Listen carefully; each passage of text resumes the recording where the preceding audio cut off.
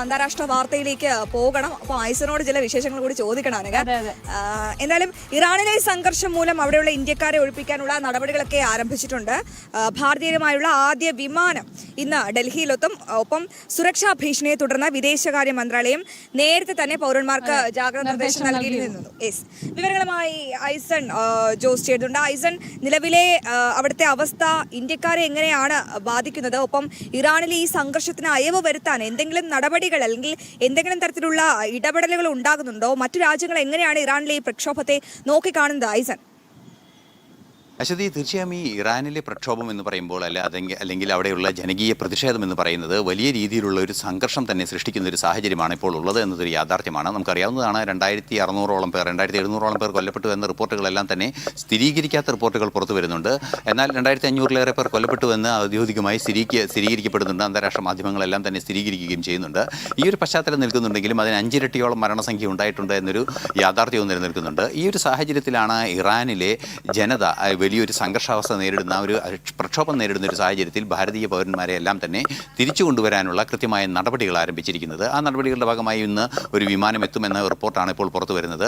ഈ ഇറാനിലെ നടപടിയുടെ ഭാഗമായി, ഇറാനിൽ നിന്നുള്ള ഇവാക്യുവേഷൻ നടപടിയുടെ ഭാഗമായി ഇറാൻ്റെ വിദേശകാര്യമന്ത്രി അബ്ബാസ് അറാഗ്ചിയുമായി ഭാരതത്തിൻ്റെ വിദേശകാര്യമന്ത്രി എസ് ജയശങ്കർ കൂടിക്കാഴ്ച നടത്തിയിരുന്നു, അല്ലെങ്കിൽ ടെലിഫോണിൽ സംസാരിച്ചിരുന്നു. ആ ടെലിഫോൺ സംഭാഷണത്തിൻ്റെയൊക്കെ അടിസ്ഥാനത്തിലാണ് അവരെ അവിടുന്ന് പുറത്തേക്ക് കൊണ്ടുവരുന്നതിന്, ഭാരതത്തിലേക്ക് കൊണ്ടുവരുന്നതിനുള്ള നീക്കങ്ങൾ ആരംഭിച്ചിരിക്കുന്നത്. അവിടെ നിന്നും രാജ്യം വിടാനുള്ള നിർദ്ദേശം ഭാരത പൗരന്മാർക്ക് നൽകുകയും അടിയന്തരമായി തന്നെ അത്തരം കാര്യങ്ങൾ സാധ്യമായ വഴികളിലൂടെയെല്ലാം നടപ്പാക്കണമെന്ന നിർദ്ദേശവും നൽകിയിരുന്നു. മറ്റൊരു പ്രധാന വിഷയം മറ്റു രാജ്യങ്ങളുടെ ഇടപെടൽ സംബന്ധിച്ചാണ്. അമേരിക്കയുടെ ഇടപെടൽ ഇക്കാര്യത്തിൽ ഉണ്ടായേക്കാം, അല്ലെങ്കിൽ ഒരു സൈനിക നീക്കം ഉണ്ടായേക്കാം എന്ന ഒരു ആവശ്യം അല്ലെങ്കിൽ ഒരു സാധ്യത മുൻപിലുണ്ടായിരുന്നുവെങ്കിൽ കൂടി ആ സാധ്യതയെ കൃത്യമായി അഭിസംബോധന ചെയ്ത് ഈ അടുത്ത ദിവസങ്ങളിൽ ട്രംപ് പറഞ്ഞത് കടുത്ത നടപടികൾ അമേരിക്കയുടെ ഭാഗത്തു നിന്ന് അല്ലെങ്കിൽ ഇറാനെതിരെ അമേരിക്കയുടെ ഭാഗത്തു നിന്ന് ഉണ്ടാകാനുള്ള സാധ്യതയില്ല, മറിച്ച് ഈ കടുത്ത നടപടികൾ ഉണ്ടാകാനുള്ള സാധ്യത ഒഴിവാക്കിയതിൻ്റെ പശ്ചാത്തലം ഈ പ്രക്ഷോഭകാരികൾക്കെതിരെ ഒരു മർദ്ദക ഭരണകൂടത്തിൻ്റെ സ്വഭാവത്തിൽ നീങ്ങുകയില്ല എന്ന ഉറപ്പ് തങ്ങൾക്ക് ഇറാനിൽ നിന്നും ലഭിച്ചു എന്ന് തന്നെയാണ്.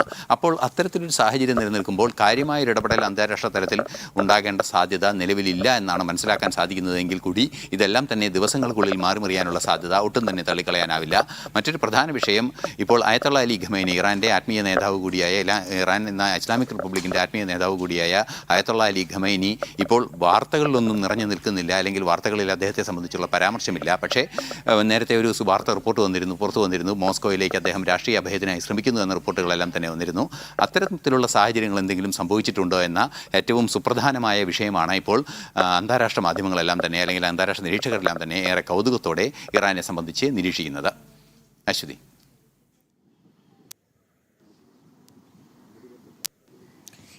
ഐസൺ, വളരെ പ്രധാനപ്പെട്ട വിവരങ്ങളാണ് ഐസൺ നൽകിയത്.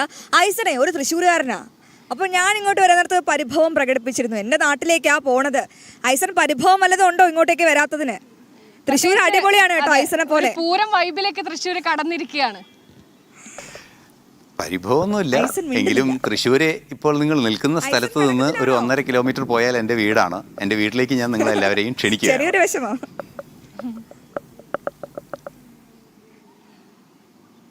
അപ്പൊ ഇന്ന് പ്രഭാത ഭക്ഷണം ഐസൻ ചേട്ടന്റെ വീട്ടിൽ നിന്ന്. സന്തോഷമായിക്കോട്ടെ. അപ്പോൾ വീട്ടിൽ വിളിച്ച് പറഞ്ഞേക്കട്ടോ ഞങ്ങൾ വരുന്നുണ്ടെന്ന്. ഐസൻ, താങ്ക് യു സോ മച്ച്. ഐസനാണ് വിവരങ്ങൾ നൽകിയത്. അനഘ, നമ്മളിങ്ങനെ വിശേഷങ്ങളൊക്കെ ചർച്ച ചെയ്യുമ്പോഴും നമുക്ക് ഈ മണിക്കൂറിൽ ഏറ്റവും പ്രധാനപ്പെട്ട വാർത്തകൾ കൂടി പ്രേക്ഷകരിലേക്ക്